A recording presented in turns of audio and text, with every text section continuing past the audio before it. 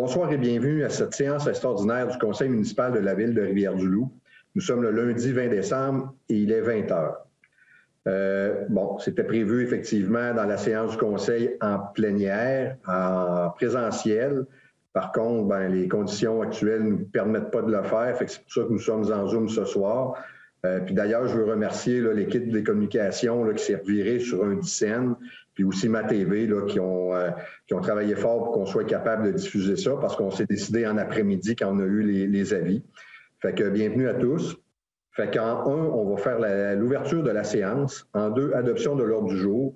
En 3, adoption des prévisions budgétaires pour l'année financière 2022. En 4, adoption du programme triennal d'immobilisation pour les années 2022, 2023, 2024. En 5, avis de motion et dépôt du règlement 2080 sur le taux de taxation 2022. En 6, période de questions. Et en 7, levée de l'Assemblée. Monsieur le maire, à cet effet-là, pour la période de questions, j'invite déjà les gens à nous transmettre des questions par courriel à l'adresse dg@villedr.ca ou par la messagerie privée dans la page Facebook de la Ville de Rivière-du-Loup. Ces questions-là vont m'être transférées, puis je pourrai les transmettre aux élus à la période de questions. Alors, je laisse les élus proposer l'adoption de l'ordre du jour. Merci. Bonne séance. Steve Drapeau propose. Chantal Amstad appuie. C'est adopté. Point 3, adoption des prévisions budgétaires pour l'année financière 2022. Il est proposé et appuyé que ce Conseil adopte les prévisions budgétaires de la Ville de Rivière-du-Loup pour l'année financière 2022 annexées à la résolution.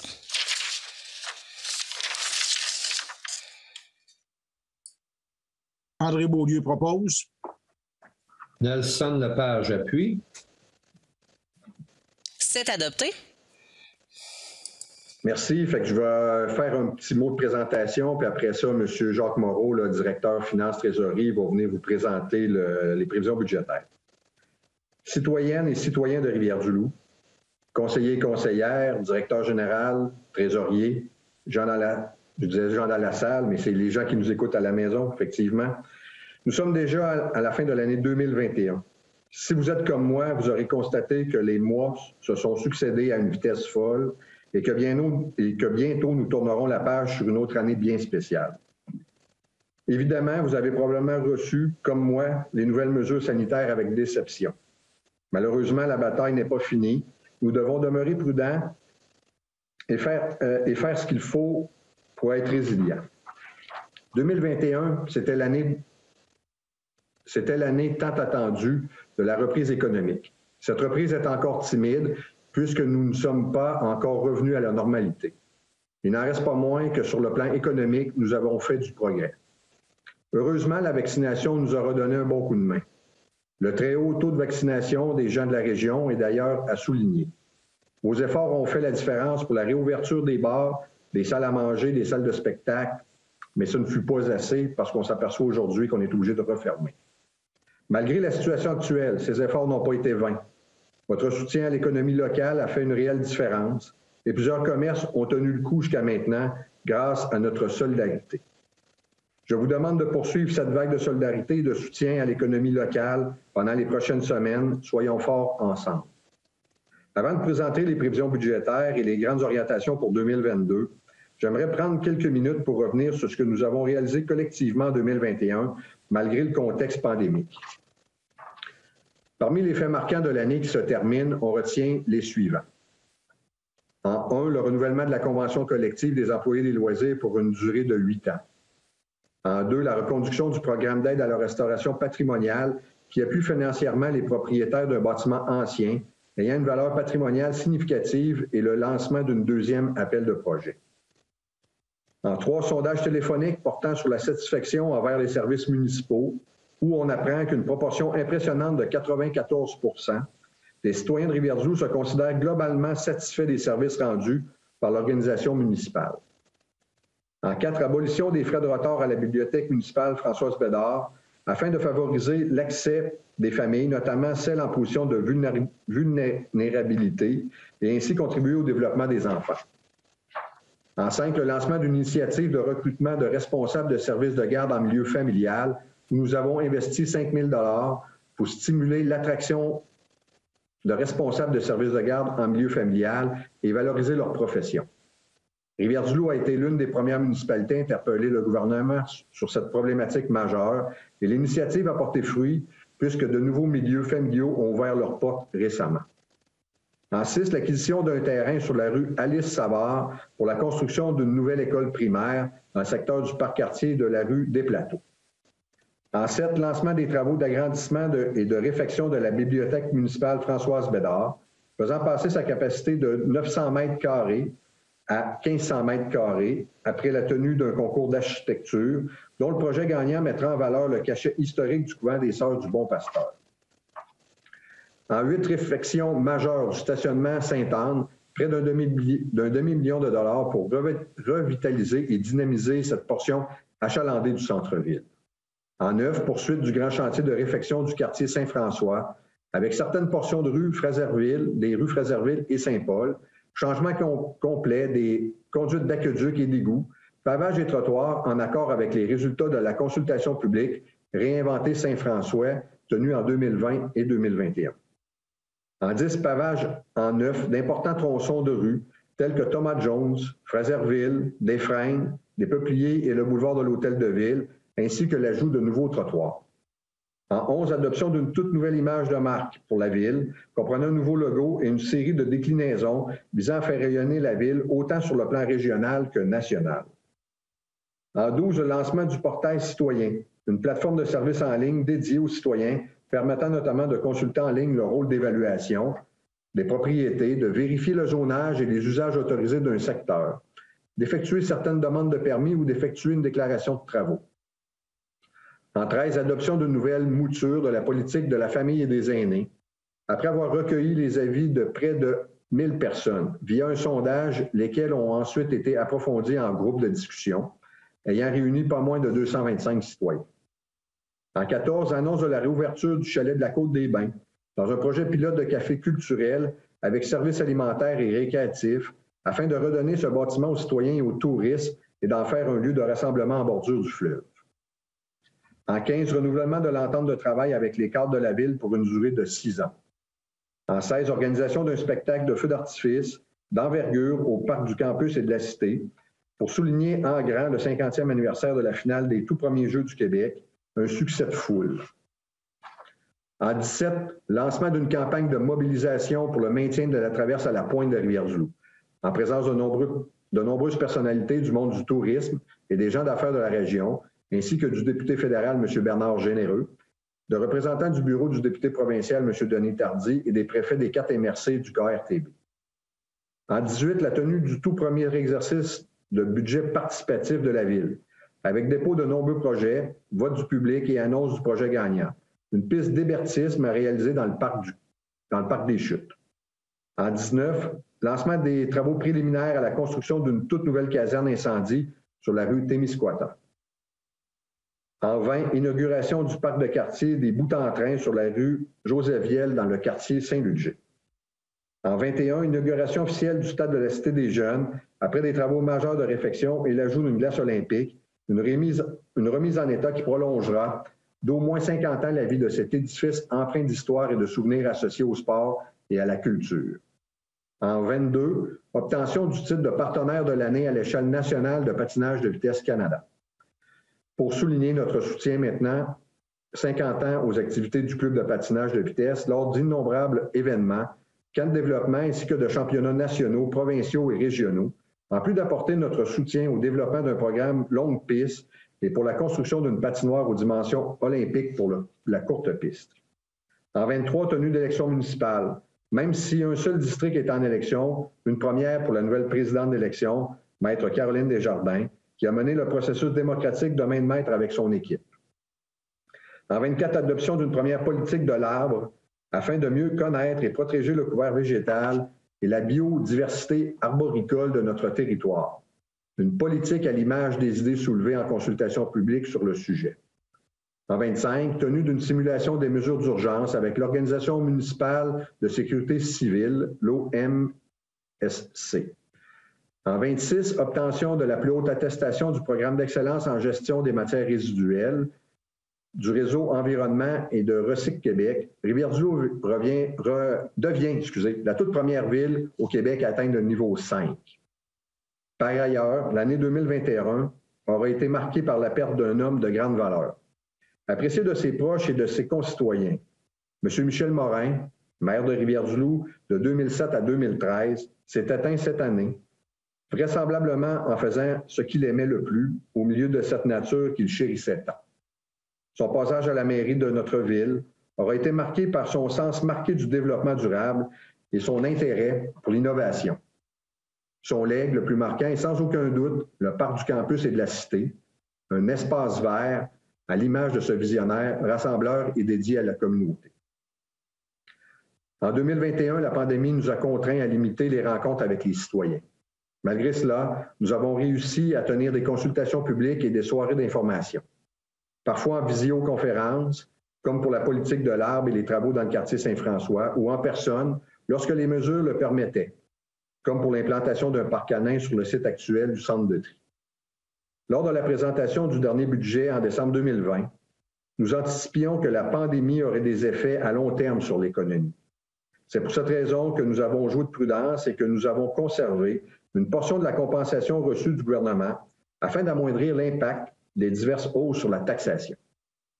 Alors que de nombreuses municipalités ont fait le choix de boucler leur budget 2021 avec un gel de taxes, à Rivière-du-Loup, nous avons choisi d'être responsables et de plutôt limiter la hausse à l'inflation du moment, soit 1,03 %. Cette prudence nous permet aujourd'hui de limiter le fardeau fiscal des Loups-Périgois à une hausse de 3,8 %, bien en deçà du taux d'inflation actuel qui se situe à 5,2 %, en vertu des plus récentes données provinciales.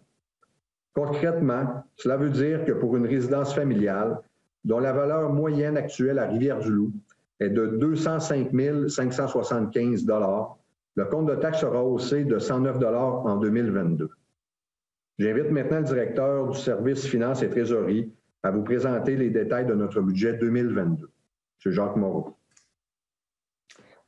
Merci beaucoup, M. le maire. Alors, merci de me donner l'opportunité de vous présenter les prévisions budgétaires 2022.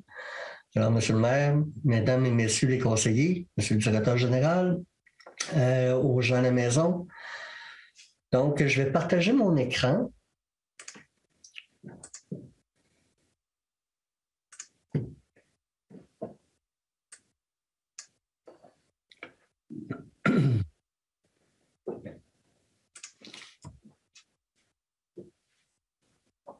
Je vais commencer par vous présenter un petit peu où on s'enligne pour finir l'année 2021 en termes financiers. Je vais poursuivre à la présentation du budget 2022. Je vais vous présenter la taxation et la tarification.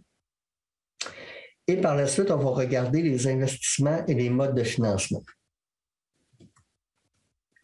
Alors, comme résultat 2021, on a agi évidemment de prudence en contrôlant nos dépenses durant toute l'année 2021 et on a été capable de réaliser des économies dans certains services. Je me croise encore les doigts pour qu'il ne tombe pas trop de neige d'ici la fin d'année, d'ici le 31 décembre. C'est là où il risque d'avoir le plus d'impact financier pour l'année 2021 là, qui va se terminer le 31 décembre. Dans un autre... pour ce qui concerne les revenus, nous avons des revenus additionnels pour les droits de mutation. Je peux vous annoncer que c'est une année record à Rivière-du-Loup pour l'année 2021. Pour les revenus des droits de mutation, on va dépasser le 1,4 million de dollars. Ça bat le record de l'année 2020. Donc, c'était en croissance. Et il y a également les revenus de taxation qui, malgré la pandémie, malgré une économie qui est somme toute volatile, il y a des gens qui ont continué d'investir sur leur propriété, ce qui fait que leur rôle a quand même augmenté au cours de l'année 2021. Tout ça pour dire que si on n'a pas de grosses surprises d'ici le 31 décembre, on anticipe un surplus pour 2021. Maintenant, le budget 2022.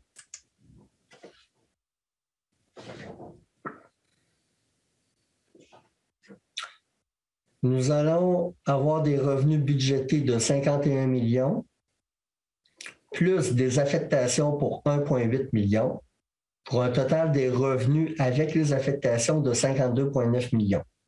On va regarder en détail les revenus et les affectations, de même que les dépenses et les affectations dans la présentation qui va suivre. Pour les dépenses, on prévoit des dépenses de 42,6 millions, plus des affectations de 10,3 millions, pour un total de 52,9 millions. Donc, c'est un budget équilibré en 2022 de 52,9 millions. Si on regarde les revenus de fonctionnement maintenant, donc des revenus totaux de 51 millions, en termes de taxes, autant la taxe foncière que les tarifications, donc la tarification pour les lots, l'égouts et les matières résiduelles, donc 35,6 millions, comparativement à 2021 à 33,8 millions, donc une hausse de 5,25 %. Donc, il y a une bonification des taxes, mais également un accroissement du rôle qui explique l'écart entre les deux. Même chose pour les paiements en lieu de taxes. Les paiements en lieu de taxes, c'est les taxes qui sont payées par les immeubles institutionnels, donc c'est-à-dire les cégeps, les hôpitaux, les écoles. Donc, eux également payent des taxes à la ville, donc une bonification de 6,12 %. Des paiements de transfert, c'est des subventions. Vous notez une baisse. Par contre, c'est une présentation comptable, c'est que le revenu pour la COVID que la Ville avait reçu en 2020 a été inscrit dans les revenus en totalité, ce qui fait que l'excédent se retrouve dans les surplus. On va voir dans les affectations tout à l'heure qu'on prend un montant, environ, on va prendre 525 000 $ dans les surplus pour équilibrer le budget. Donc, ça provient de l'aide COVID que la Ville a eue. En 2021, il y en avait une partie qui avait été mise dans les transferts. Maintenant, ça se retrouve dans les surplus. Donc, c'est ce qui explique l'écart entre les deux. Services rendus, essentiellement, on retrouve principalement là-dedans les revenus pour le lieu d'enfouissement technique. Donc, vous savez que la Ville dessert, en plus de la MRC de Rivière-du-Loup, 4 autres MRC qui viennent porter leur ordures de matières résiduelles à Rivière-du-Loup. Donc, il y a une tarification qui est reliée à ça. Et il y a également les revenus en loisirs et culture. Donc, les usagers qui fréquentent les installations de loisirs, ils ont également une charge qui leur est faite, ce qui fait un revenu pour la Ville. Imposition de droit, c'est les droits de mutation immobilière. Donc, quand il y a un changement de propriétaire pour un immeuble, que ce soit une résidence ou un immeuble commercial, il y a un droit de mutation qu'on appelle. Et c'est ce que j'expliquais au début qu'en 2021, ça a été une année record. Fait qu'on a bonifié un petit peu ces revenus-là pour 2022 par rapport à ce qui avait été budgété en 2021.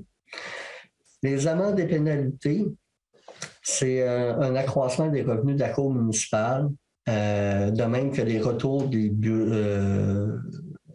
Bureau des infractions et amendes, qu'on prévoit une hausse en 2022 parce que le réel de 2021 est quand même assez significatif par rapport à ce qui avait été budgété.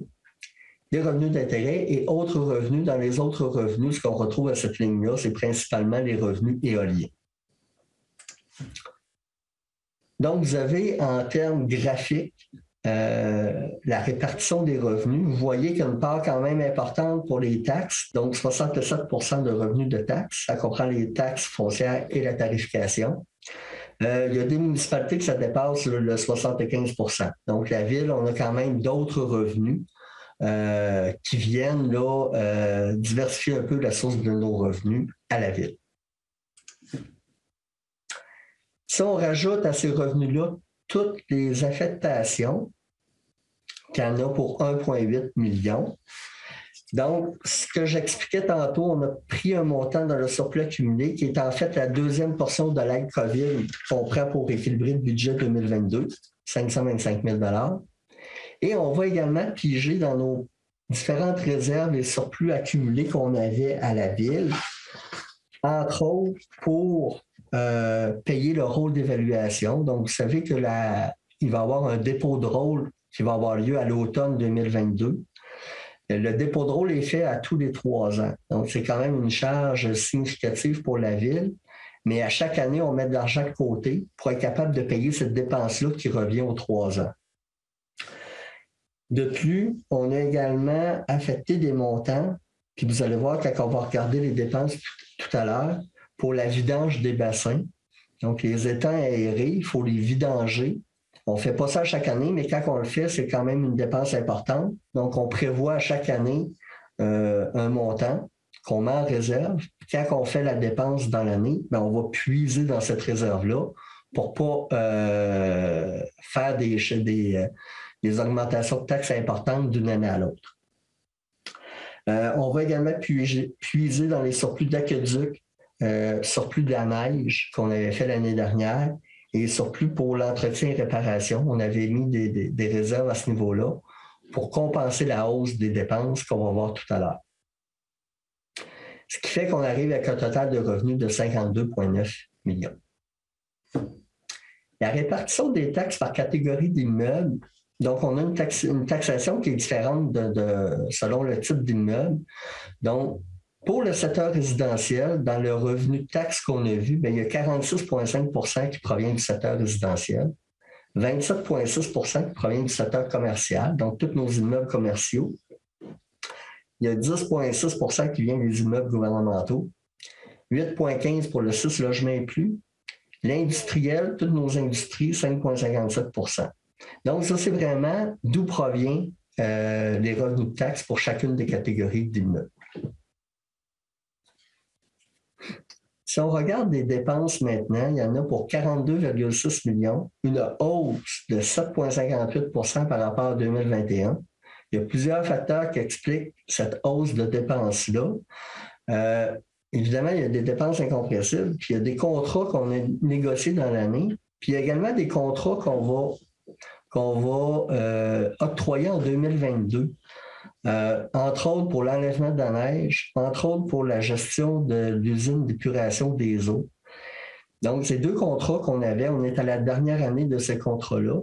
Donc, ils vont être refaits pour les 3 à 5 prochaines années en 2022. Compte tenu qu'on a déjà ouvert certains contrats pour le déneigement des stationnements, entre autres, puis qu'on a vu une hausse quand même assez marquée de ces coûts-là, bien, on a prévu dans notre budget 2022 une certaine hausse de dépenses pour les nouveaux contrats qui vont être signés en 2022. Compte tenu de l'inflation, compte tenu de la pénurie de main-d'œuvre que le monde connaît, compte tenu aussi des difficultés d'approvisionnement dans certains secteurs, bien, tous ces éléments-là poussent le prix à la hausse de certaines dépenses. Il ne faut pas oublier non plus que quand on a préparé le budget 2021 en décembre l'année dernière, décembre 2020, l'essence était à 1,15. Elle est maintenant à 1,50. Donc, évidemment, bien, la Ville en achète d'essence, puis du diesel, puis du l'huile de chauffage, etc., ce qui fait que ça a un impact sur les dépenses de 2022. Donc, les dépenses de l'administration, 6,6 millions. Dans le 6,6, il y a là-dedans la confection d'un nouveau rôle d'évaluation qui arrive une fois aux 3 ans. Ces dépenses-là sont incluses là-dedans. Ça explique une partie de la variation. Je vous rappelle que dans les dépenses d'administration, il y a les dépenses du conseil municipal, de la direction générale, de la finance et trésorerie, du greffe, des archives, des ressources humaines, ainsi que des technologies d'information. Donc, toutes ces dépenses-là se retrouvent à la rubrique administration. Sécurité publique, ça comprend les services de la Sûreté du Québec ainsi que de la sécurité incendie. Donc, il y en a pour 6,4 millions. Uniquement la facture de la Sûreté du Québec, elle a augmenté de 4 par rapport à la facture de 2021. Évidemment, ça reste encore moins cher que si on avait notre propre service de police, mais cet accroissement de coût-là est reflété en 2022. Dans la ligne transport, 7,5 millions de dépenses. Là-dedans, on retrouve les dépenses de voirie, d'enlèvement de la neige, entre autres, ainsi que l'éclairage de rue et la circulation et stationnement. Donc, toutes ces dépenses-là font partie de la rubrique transport. Il y a eu des choix qui ont été faits, entre autres, on a bonifié le budget pour boucher les nids de poules puis faire les réfections de voirie. En 2021, pour vous donner une idée, on avait budgété 260 000 de dépenses à ce niveau-là. Puis le réel, on est à plus de 400 000 pour 2021. Ce qui fait qu'on a ajusté la dépense pour 2022 pour refléter avec le montant réel des sommes qui sont investies à ce niveau-là. L'autre élément également, c'est qu'on a confié le balayage des rues en sous-traitance. Donc, vous vous rappelez là, les années 2018-2019, oui, il y avait le balayage des rues commençait au mois de mai. Ça pouvait s'étirer jusqu'en début juillet. Là. Fait que les gens étaient un peu exaspérés de voir que le balayage des rues finissait pas de finir. Fait qu'on a adopté une nouvelle stratégie en 2021 qui a vraiment porté ses fruits. Donc, le balayage de rue s'effectue beaucoup plus rapidement. Par contre, il y a un coût à ça, mais je pense que l'excédent de coût vaut le service qui est donné aux citoyens, puis qu'on permet de faire le balayage des rues plus rapidement. Globalement, puis on va le voir dans plusieurs rubriques, transport et hygiène du milieu, les frais d'entretien ont augmenté beaucoup. On a plusieurs équipements, on a plusieurs bâtiments également. Donc, il y a un coût à ça qui est relié pour l'entretien et réparation. Et de la manière qu'on fait le budget, c'est qu'on prenne nos dépenses réelles des 3 à 5 dernières années, on établit une moyenne et on budgète la moyenne des 3 à 5 dernières années. Et je vous dirais que le budget d'entretien et réparation a vraiment augmenté les dernières années, ce qui fait qu'on se rapproche un peu plus de la valeur réelle pour ce qui a été budgété pour l'année 2022. Hygiène du milieu, ça comprend essentiellement 3 choses. Service d'aqueduc, service d'égout, matière résiduelle. Matière résiduelle au sens large, ça comprend les 3 collectes puis les 3 traitements. Donc, bac noir, bac bleu, bac brun. Donc, 11,2 millions. Il y a eu vraiment un accroissement de dépenses à ce niveau-là. L'entretien est un facteur. Il y a l'autre élément aussi, les assurances qui ont augmenté beaucoup. On va dépasser de 900 000 d'assurance comparativement à 500 quelques mille en 2021. Donc, un accroissement de près de 60 % de la dépense d'assurance. Elle se reflète un peu partout dans les rubriques, mais plus spécifiquement dans la ligne transport et hygiène du milieu, où il y a plus d'assurance de biens et responsabilités. Pardon? OK. Également, la ligne hygiène du milieu, on a mis en fonction l'équipement qui s'appelle un Actiflow pour le traitement des eaux usées. Donc, cette mise en opération-là de cet actif-là, ben, fait qu'on augmente de beaucoup les frais d'électricité reliés à ça. Puis, on augmente également l'entretien et réparation de ce traitement-là, de même que l'acquisition de produits chimiques pour le faire fonctionner. C'est ce qui explique la hausse à ce niveau-là. Il ne faut pas oublier non plus que dans les matières résiduelles, ce qui fait une augmentation d'environ 60 000 $, il y a le tarif de la SEMER qui est passé de 12 à 15 $ par habitant. Donc, c'est reflété dans ce coût-là également. Santé et bien-être, sensiblement au même niveau que l'année passée. Urbanisme et développement, un accroissement principalement dû à un contrat qui va être donné à l'externe pour faire la refonte des règlements municipaux de la ville en matière d'urbanisme.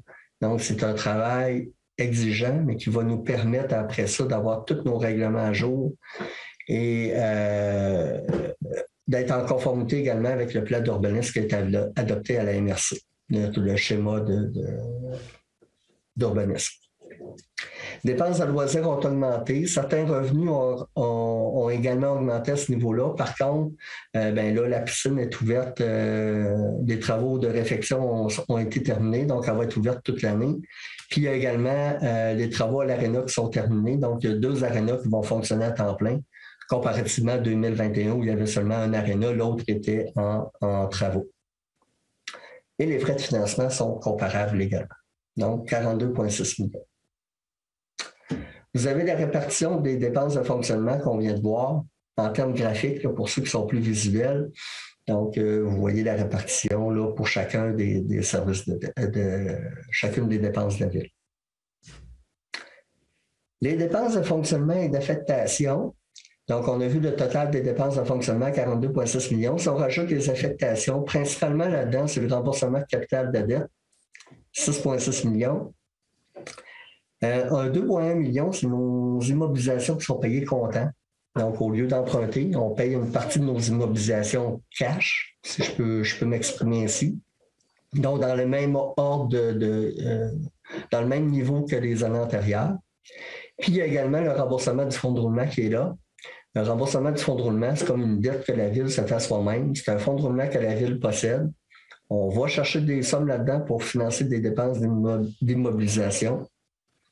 Et l'intérêt de ce fonds de roulement-là, c'est qu'on s'emprunte à nous-mêmes, donc on ne paye pas d'intérêt sur ces emprunts-là. Par contre, il faut renflouer le fonds à chaque année. Puis, on a également des affectations aux réserves financières pour qu'on ait les sommes éventuellement dans le futur pour faire la vidange des bassins, puis faire également nos dépenses électorales qui vont avoir lieu dans 4 ans. Donc, c'est une réserve qu'on a pour accumuler des sommes. Si on regarde les dépenses par objet, la rémunération, les charges sociales, les biens et services, c'est réparti autrement, mais c'est le même 42,6 millions qui est réparti autrement. Donc, pour la rémunération, M. Bastille va vous dire tantôt les nouveaux postes qu'on a créés en 2022. Puis les biens et services, c'est tout ce que je vous explique tout à l'heure pour l'entretien, réparation, les assurances, les contrats qu'on donne, les frais d'électricité, les frais d'essence, c'est tout là-dedans. Évidemment, il y a une hausse importante, mais c'est toutes les raisons que je vous ai évoquées tout à l'heure. Contribution des organismes, une légère baisse, c'est que la contribution des Jeux du Québec, on donnait 250 000 par année pendant 6 ans pour les Jeux du Québec. Donc, le dernier versement a eu lieu en 2021. Donc, 2022, il n'y a pas ce versement-là. C'est ce qui explique la baisse au niveau de la contribution aux autres organismes. Où va notre argent par dollar investi? Donc, une autre représentation, c'est en dollars. Donc, combien de cents par dollar va à la dette, au paiement comptant des immobilisations, aux services administratifs, à la Sûreté du Québec, sécurité incendie, voirie et circulation, déneigement, eau et égouts, matières résiduelles, etc. Donc, c'est une autre représentation qui démontre où va notre argent par dollar investi. Maintenant, en termes de taxation et tarification, le taux de taxe foncière va être augmenté de 2,98 % pour le secteur résidentiel, 6 logements inclus et agricole. Pour les secteurs commercial et industriel, la hausse sera de 4,5 % pour le taux de taxe foncière. Par contre, ce sont des taux de taxe très compétitifs par rapport à d'autres villes au Québec. Si on regarde les tarifications maintenant, l'aqueduc passe de 210 à 212 $. L'égout, c'est là que ça donne un coût cette année de 185 à 220 $, 35 $ d'augmentation. Pour les raisons que je vous explique tout à l'heure, c'est la mise en marche de l'Actiflo ainsi que toutes les dépenses d'entretien pour la rubrique égout comme telle, de même que l'achat des produits chimiques. L'enlèvement et la gestion des matières résiduelles, on passe de 158 à 162, alors que la vidange des fosses septiques, pour ceux qui ne sont pas desservis en égout, est demeurée à 100 $. M. Bastille l'a expliqué tout à l'heure, l'augmentation pour une maison moyenne est de 3,8 %. Ça comprend les deux hausses. Ça comprend également la hausse sur le taux de taxe. Ça comprend également le montant des tarifications. Donc, c'est une hausse qui est globale, qui est totale également. Donc, il n'y a pas une hausse pour le taux de taxe foncière et une hausse pour la tarification. C'est les deux combinés ensemble, alors que l'inflation est à 5,2 %, donc inférieure. Si on regarde maintenant le programme triennal d'immobilisation, avant de vous emmener là, j'aimerais ça vous présenter un graphique qui montre que la dette, c'est vrai qu'elle augmente. Elle était en 2017 à 33 millions. Elle est projetée en 2022 à 60,6 millions. Par contre, regardez la valeur des actifs, ça croît plus rapidement que la hausse de ma dette, de la dette de la ville.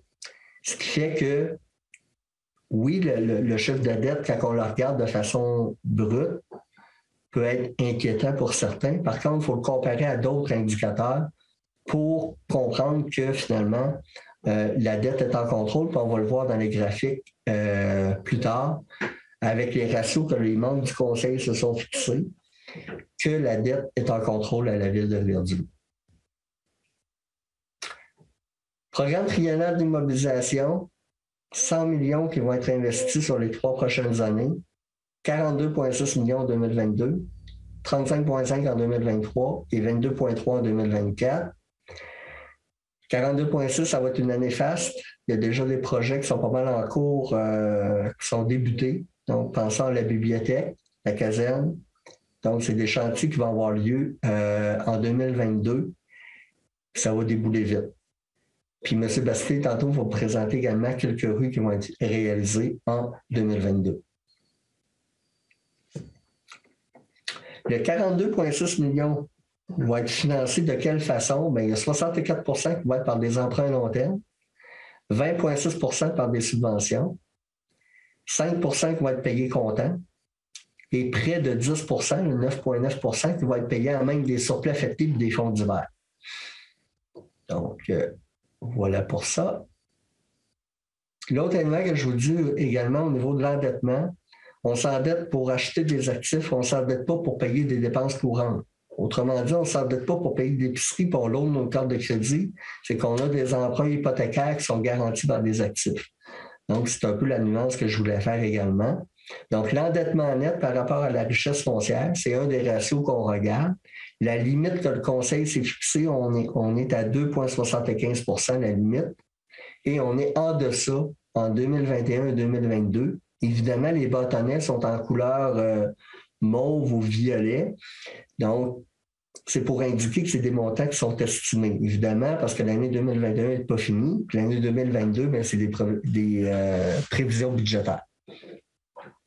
Mais si le PTI se réalise au complet, on va être à ces niveaux-là.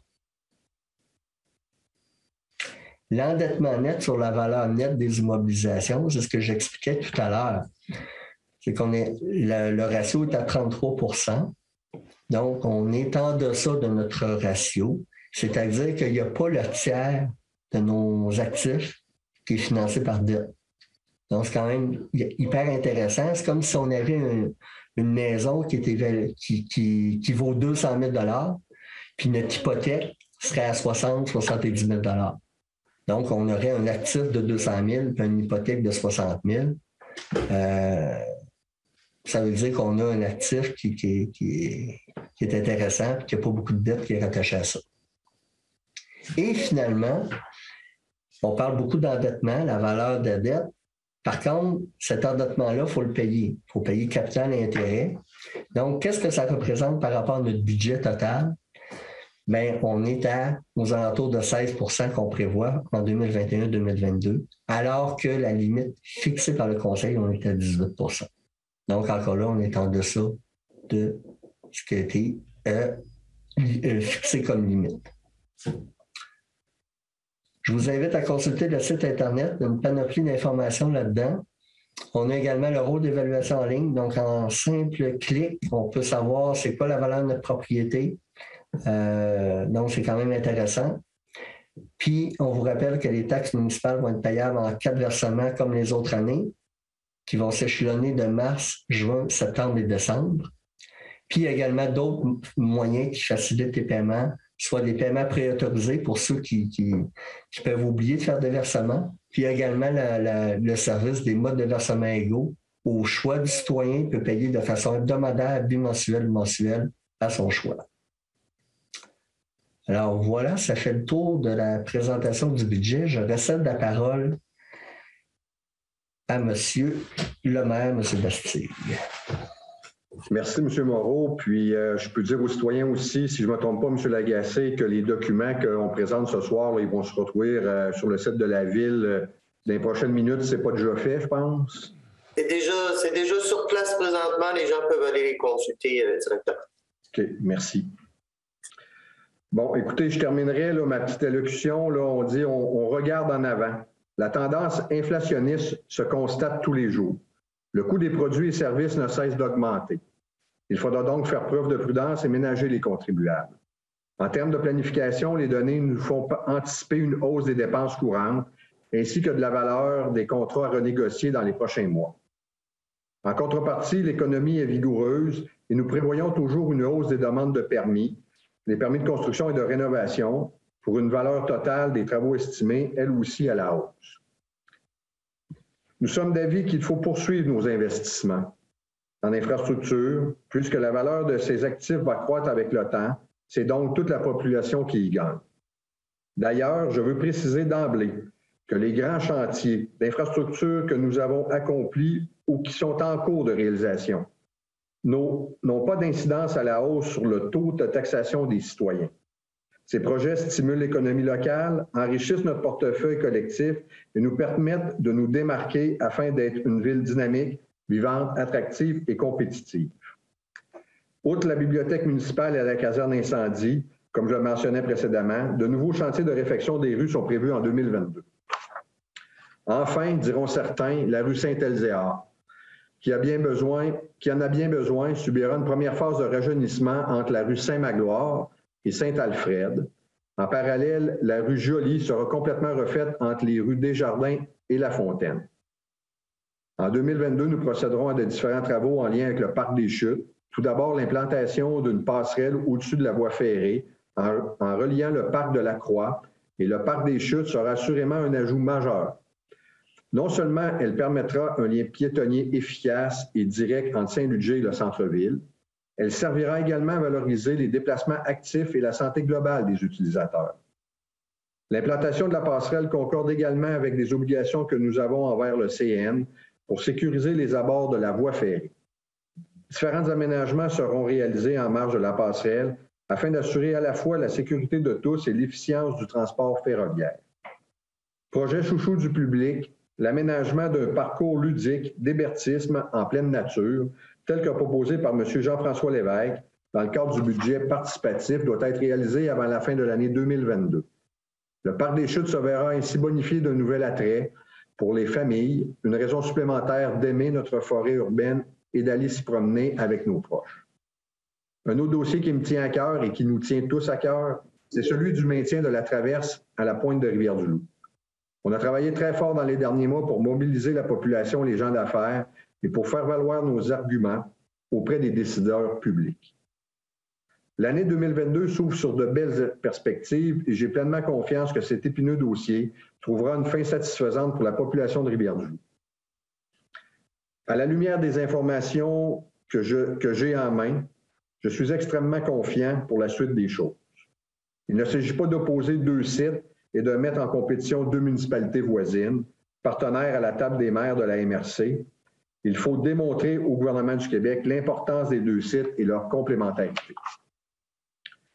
Le site de la Pointe est un carrefour incontournable du tourisme régional, alors que le port de Gros-Cacuna est un immense atout sur le plan commercial et industriel. Un joyau sous-exploité qu'on doit valoriser collectivement. Son potentiel économique est énorme, que ce soit sur le plan du transbordement des marchandises ou pour leur entreposage de surface. C'est d'ailleurs ce que nous ferons valoir auprès de la STQ en janvier prochain, lorsque le PDG viendra nous rencontrer à mon bureau, ainsi qu'auprès du ministère des Transports, M. Bonnardel, au ministre des Transports, M. Bonnardel, lorsque l'invitation à nous rencontrer envoyée récemment aurait été convertie en un rendez-vous officiel.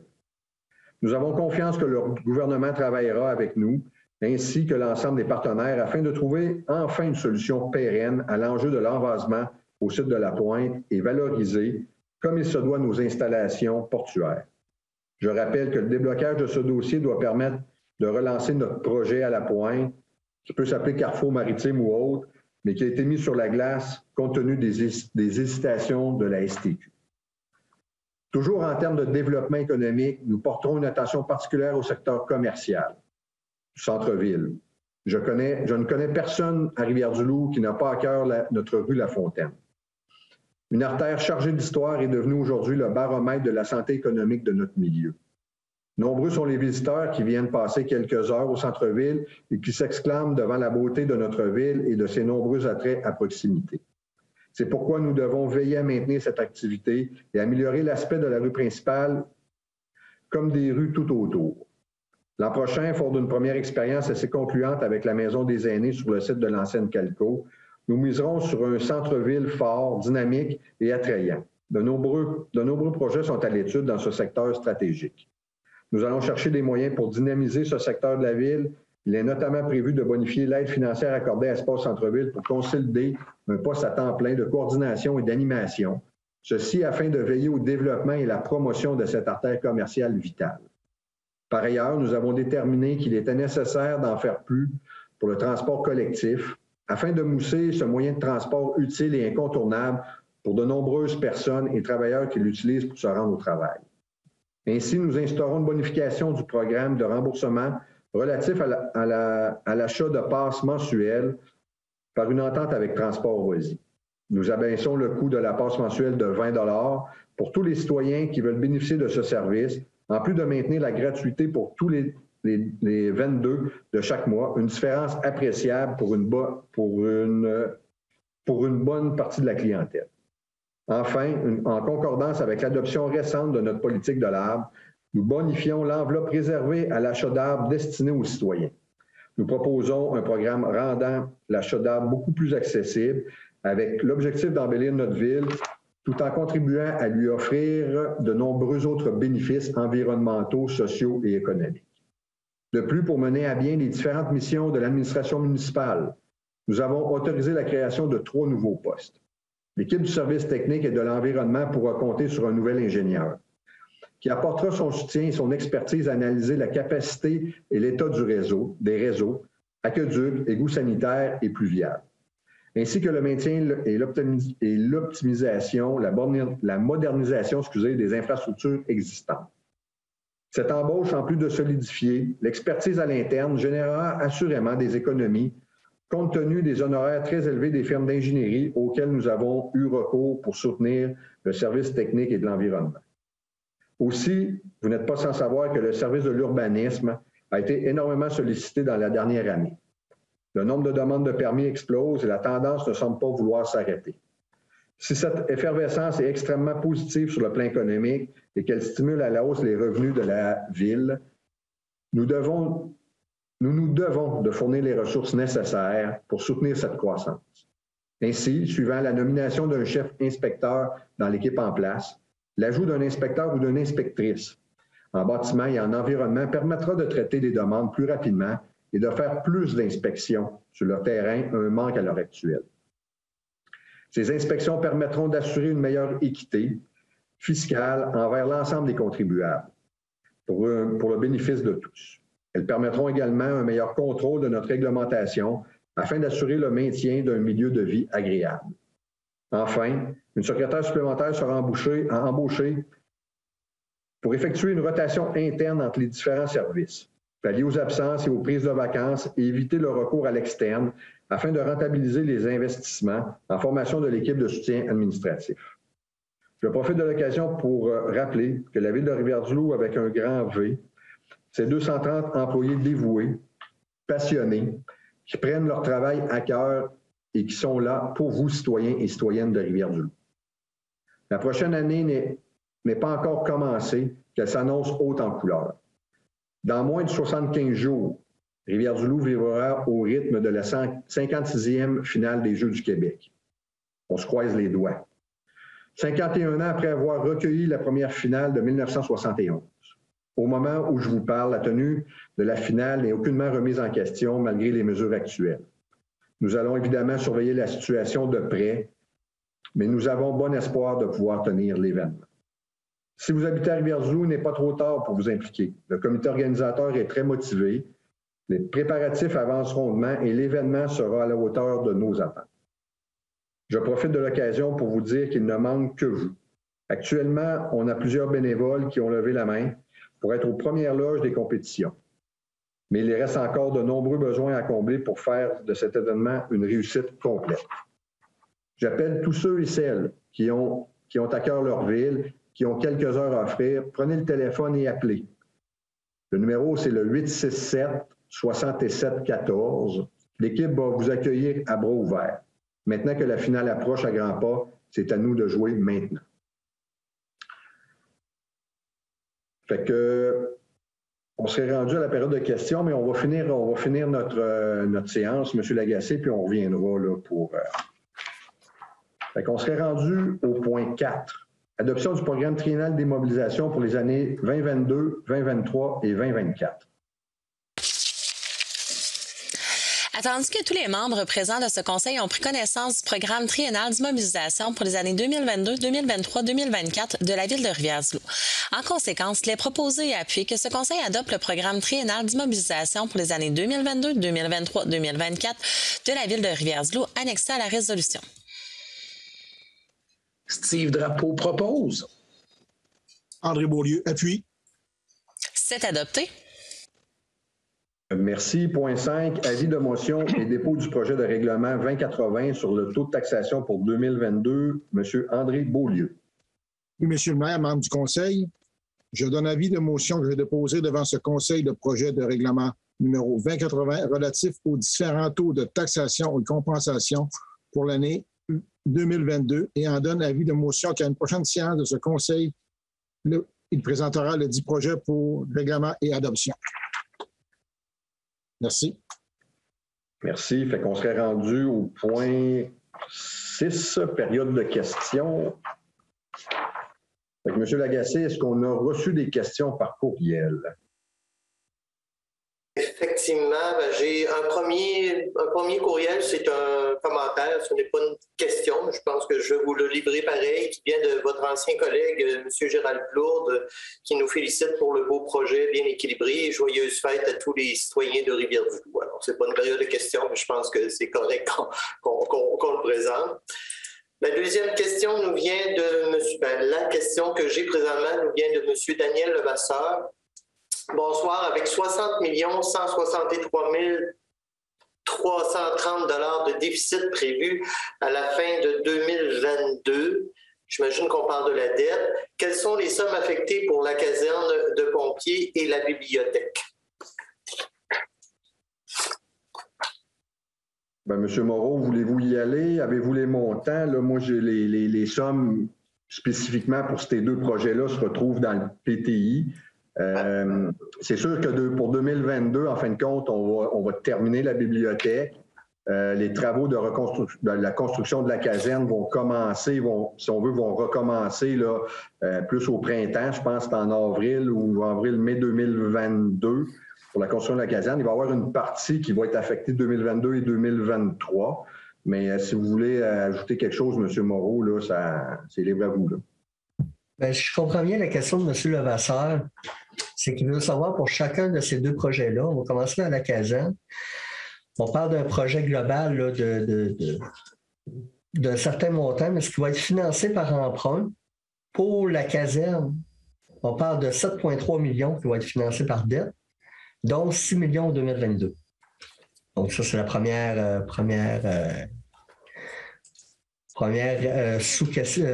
réponse à sa question. La deuxième, la bibliothèque, on parle d'une dette de 5,3 millions de dollars qui va être financée en 2022.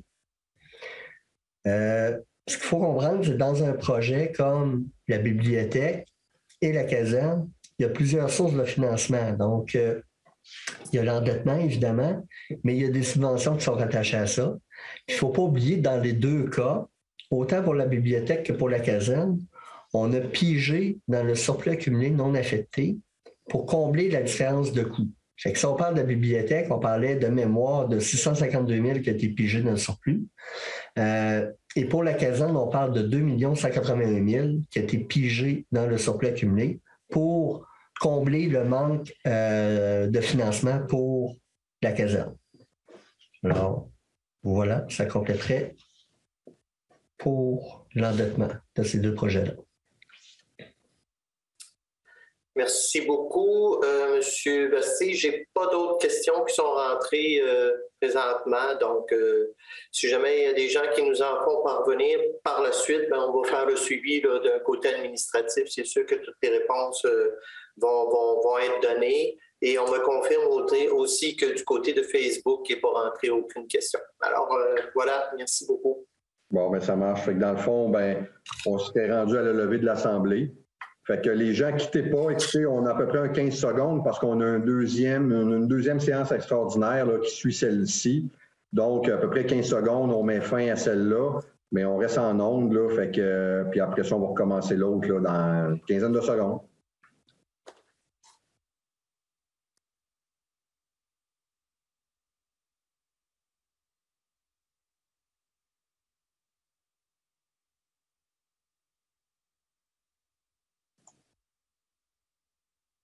Bon, bien, re-bienvenue.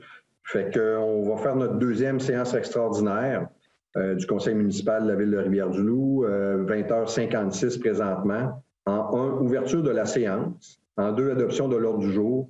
En 3, adoption du procès-verbal du 13 décembre 2021.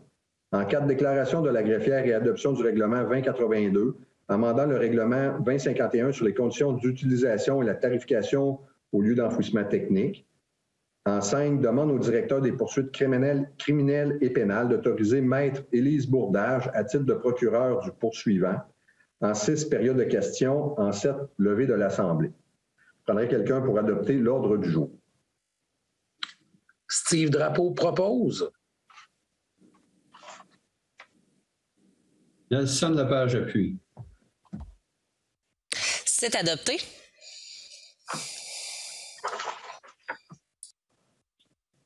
Au point 3, adoption du procès-verbal du 13 décembre 2021. Il est proposé et appuyé que ce Conseil adopte le procès-verbal de la séance ordinaire du lundi 13 décembre 2021. Édith Sanson propose. Chantal Amstad appuie. C'est adopté. Merci. Point 4, déclaration de la greffière et adoption du règlement 2082, amendant le règlement 2051 sur les conditions d'utilisation et la tarification du lieu d'enfouissement technique.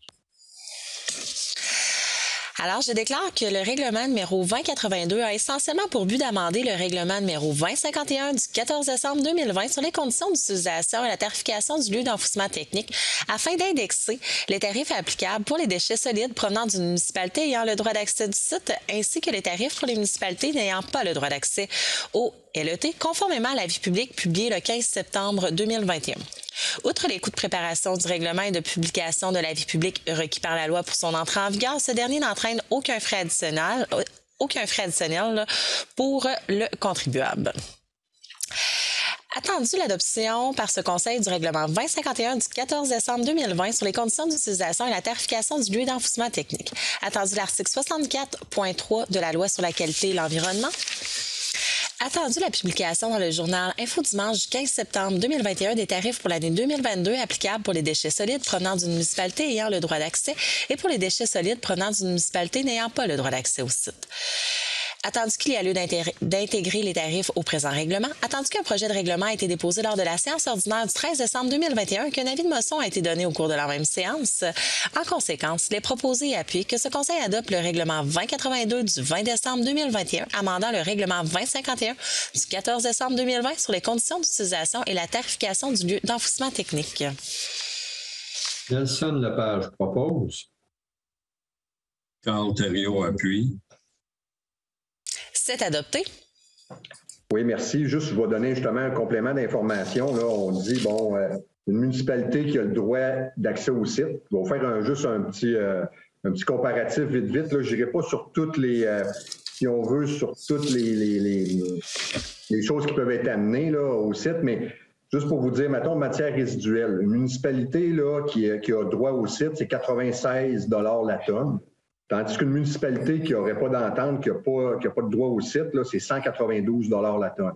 Fait qu'on voit qu'il y a un avantage d'avoir un accès au site, mais c'est sûr qu'il y a des conditions qui sont rattachées à ça, entre autres, de servir du bac brun puis d'amener la matière à la SEMER. Fait que ça, c'est un des moyens qu'on a pour que nos utilisateurs, justement, en contrepartie, participent à la collecte du bac brun. Puis juste pour vous dire, exemple, quelqu'un là, qui habite dans une municipalité qui a accès au site puis qui aura un trailer de toutes sortes de choses à aller porter aux lettres. On parle d'une remorque domestique, chargement de 0 à 3 mètres cubes pour un particulier. C'est 72 $ la tonne. Mais quelqu'un qui reste dans une municipalité qui ne participe pas, on parle de 192 $ la tonne. Fait qu'il y a quand même un avantage marqué, justement, à faire, d'avoir un accès au site. Fait que c'est pour ça que les municipalités, il y a peut-être des municipalités, des fois, qui remettent en question le fait, qui disent bon, que c'est cher, mais on voit quand même qu'il y a un avantage d'utiliser notre site puis en être membre, puis justement, en contrepartie d'utiliser la SEMER, le bac brun pour les matières pétricées. Au point 5, demande au directeur des poursuites criminelles et pénales d'autoriser Maître Élise Bourdage à titre de procureur du poursuivant. Attendu qu'en date du 26 avril 2010, par la résolution numéro 273-2010, ce Conseil approuvait l'entente et l'annexe A à intervenir avec le ministère de la Justice et le directeur des poursuites criminelles et pénales, soit le DPCP, relative à la poursuite de certaines infractions pénales devant la Cour municipale commune de la ville de Rivière-du-Loup. Attendu qu'en date du 22 novembre 2021, par la résolution 458-2021, ce Conseil a procédé à l'embauche de Mme Élise Bourdage pour occuper le poste d'avocate et conseillère juridique par intérim au service du greffe et des affaires juridiques à compter du 17 janvier 2022 et que cette dernière agira, entre autres, à titre de procureur du poursuivant devant la Cour municipale commune. Attendu que ce Conseil juge opportun de demander au DPCP d'autoriser Maître Élise Bourdage à agir à titre de procureur du poursuivant dans les dossiers du DPCP et qu'elle puisse agir à ce titre devant la Cour municipale commune de la ville de Rivière-du-Loup.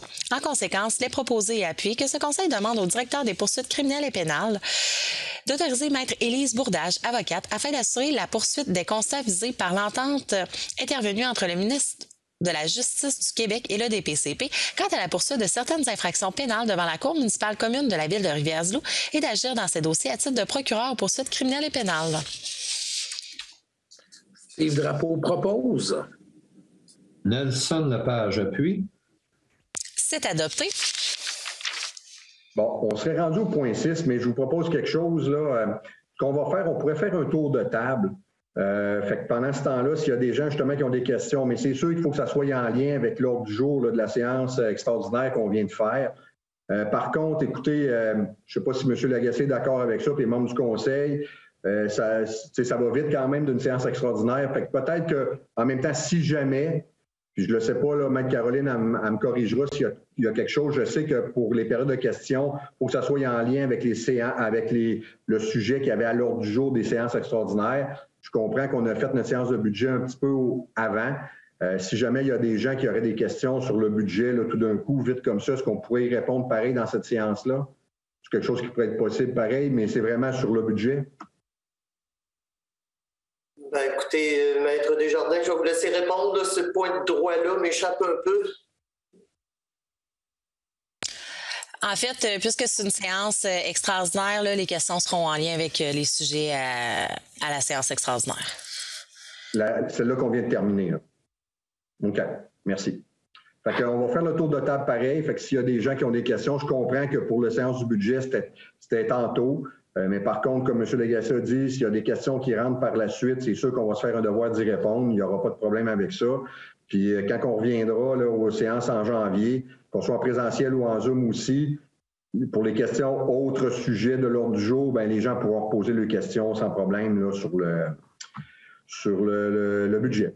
Oui, puis peut-être juste en complément, M. Bastille, par contre, les questions qu'on pourra recevoir en pré-séance, on fera comme on faisait avant ça, lorsqu'on était en Zoom, là, on les ramènera à la séance suivante pour qu'on puisse donner l'information à l'ensemble du public. Je n'ai pas de problème avec ça, mais je suis assez à l'aise avec Maître Desjardins qu'on respecte le protocole là, des séances régulières.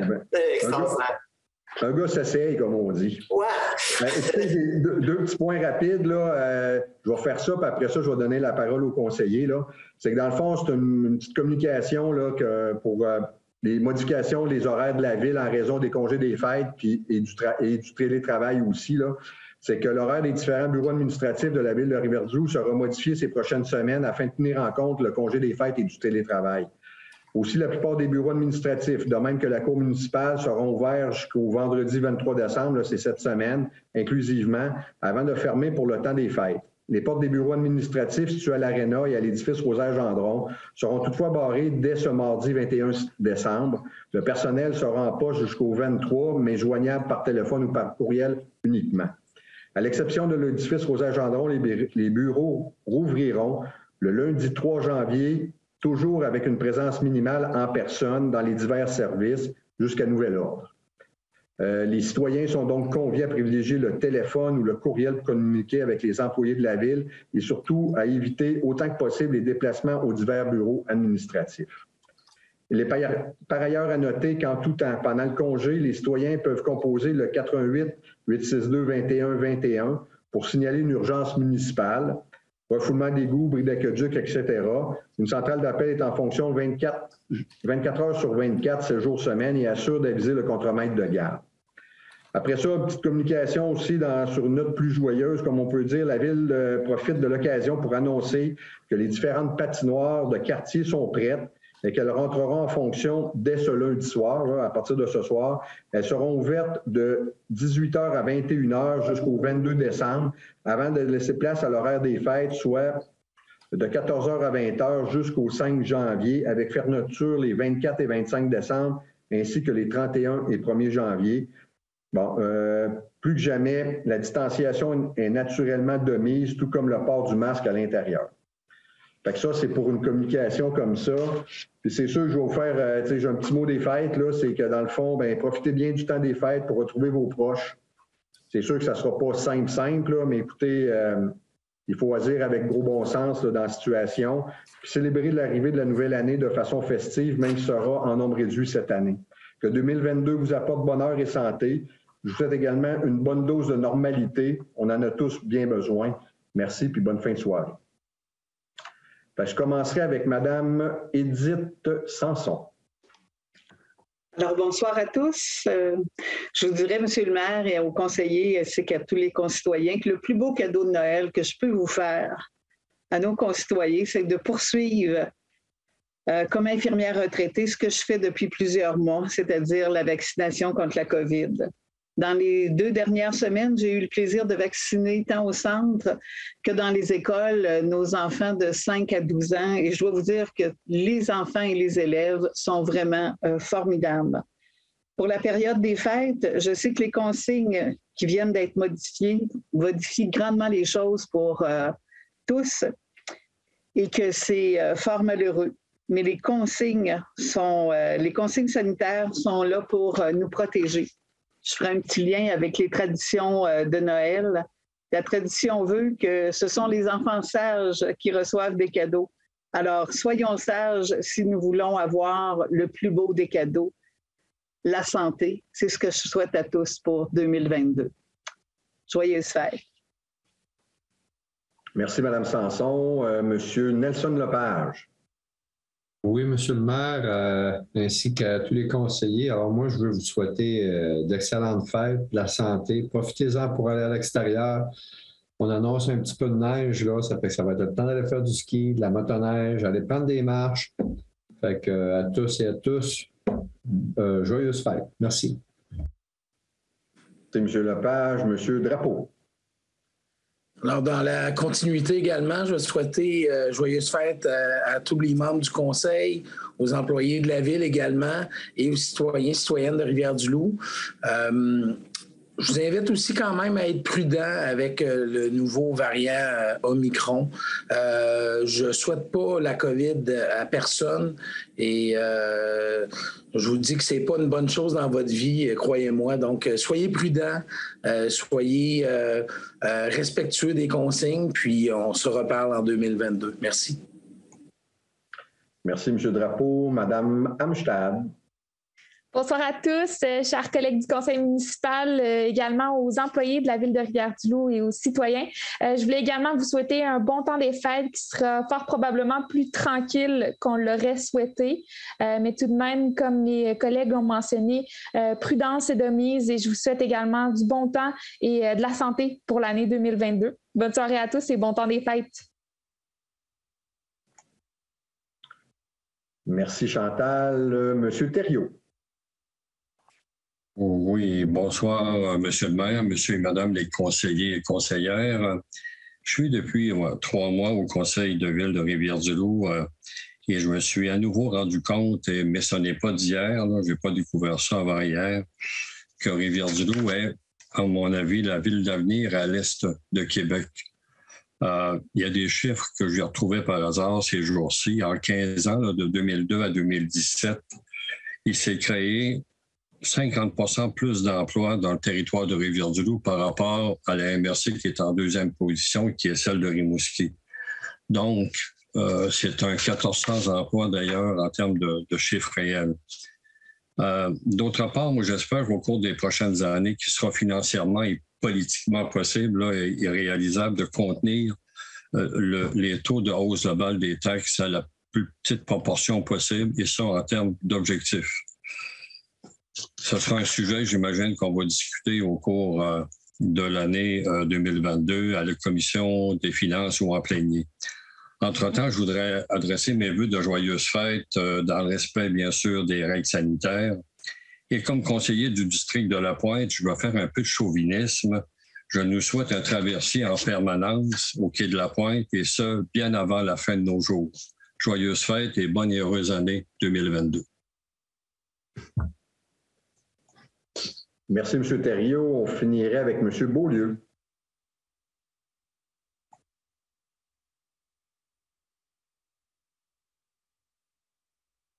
Votre micro, M. Beaulieu, il est fermé. Oui, là, il est ouvert. Donc, j'aimerais souhaiter des joyeuses fêtes à tous les membres du Conseil et à vous, M. le maire, et particulièrement à tous les gens de la ville de Rivière-du-Loup et aux gens particulièrement du district de la Plaine, le plus beau district et le plus grand. Et prenons soin de vous autres. Il faut fêter dans les normes qu'on a. C'est plate, on aurait aimé ça avoir des meilleures fêtes, mais il faut s'adapter, puis tous ensemble être solidaires pour arriver au bout de cette patente-là. Puis joyeuses fêtes, bonne année à tout le monde. Merci, M. Beaulieu. Est-ce que M. Lagacé, vous vouliez dire un petit mot?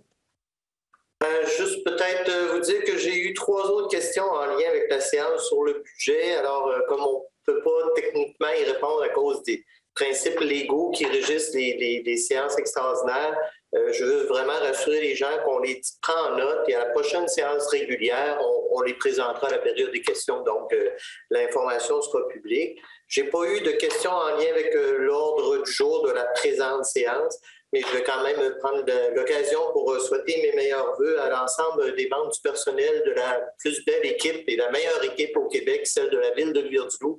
Et vous remercier, membres du Conseil, pour la confiance que vous manifestez envers votre appareil administratif. Puis, bien évidemment, souhaiter de joyeuses fêtes malgré la pandémie et tous les problèmes qu'elle nous entraîne à toute la population de Rivière-du-Loup qui nous est très chère à notre cœur. Alors, meilleurs vœux à tous. Merci, M. Lagacé. Puis effectivement, les membres du Conseil ont joint à votre message là, envers l'équipe administrative, envers l'équipe avec un grand E, hein, qu'on dit souvent, là, c'est tout l'appareil administratif, que ce soit le col bleu, aller jusqu'à un directeur de service. L'équipe est hyper importante. Fait que les membres du Conseil, on appuie puis on félicite là, votre travail que vous faites, puis félicitations à tous les membres de l'équipe de la Ville. Fait que là-dessus, écoutez, je vous souhaite une belle fin de soirée. On se revoit en 2022, soit en présentiel. Fait qu'à la prochaine.